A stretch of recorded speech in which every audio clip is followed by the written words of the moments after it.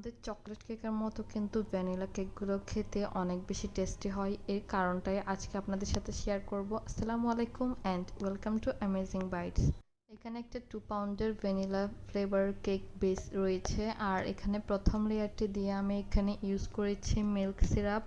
এরপর দিয়ে দিচ্ছি আমি হোয়াইট চকলেট গানাশ, যেটা দিলেই কিন্তু ভ্যানিলা কেকের ফ্লেভারটা অনেক গুণে বেড়ে যায়। আর এই গানাশটা কিভাবে দিচ্ছি দেখতেই পাচ্ছেন।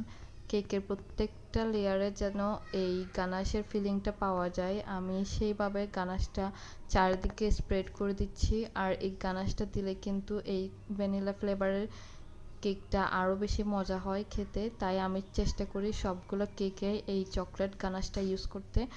আর এই জন্যই বলি আমাদের চকলেট কেকের চেয়ে কিন্তু ভ্যানিলা কেকটা কোনো অংশে কম না, এটার টেস্টও কিন্তু অনেক বেশি হয়।